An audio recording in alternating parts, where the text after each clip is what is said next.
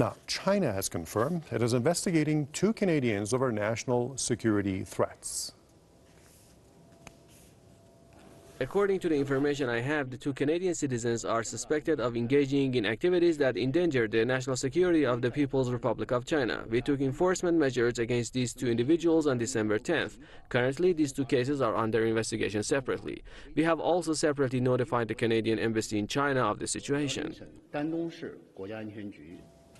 Foreign Ministry spokesman Lu Kang says that both of the suspects have been put under, quote, compulsory measures in different regions. He did not explain whether they have been arrested or not.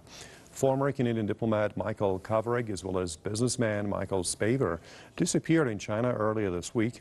On Wednesday, Ottawa said it has raised a case with authorities in Beijing. China opened investigations following the arrest of the chief financial officer of Chinese tech giant Huawei.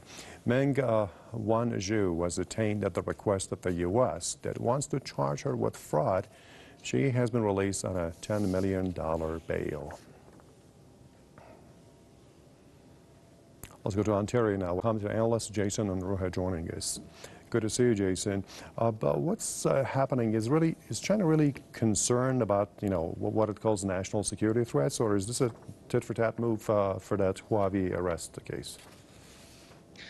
I think this is very much a tit-for-tat kind of move. I mean, the fact that this comes out at this time when Zhao has been arrested in China, had already warned of repercussions for this kind of action and possibly extraditing her to the United States. I think this is very much a tit-for-tat move.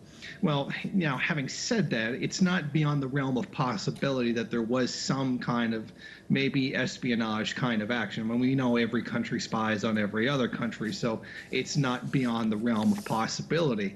But I certainly think that it is very much a tit-for-tat kind of move, and it's very strange that Canada would just simply go along with what the United States wants in this issue, in its ongoing trade war with China, considering that China had since Canada had gotten such a terrible a whole terrible situation out of the rewriting of the NAFTA agreement.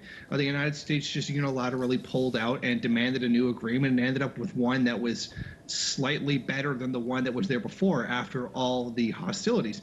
It's strange that Canada would just simply jump on the United States side and carry out this arrest after having been treated that way. I mean, for Canada, it seems to ally with someone who doesn't respect them very well and then just causes a needless confrontation with China, which, as we have seen, has now definitely escalated. So I'm really wondering what it is that perhaps the Canadian government is thinking in this situation, because it seems like this is going to just go right into terrible relations.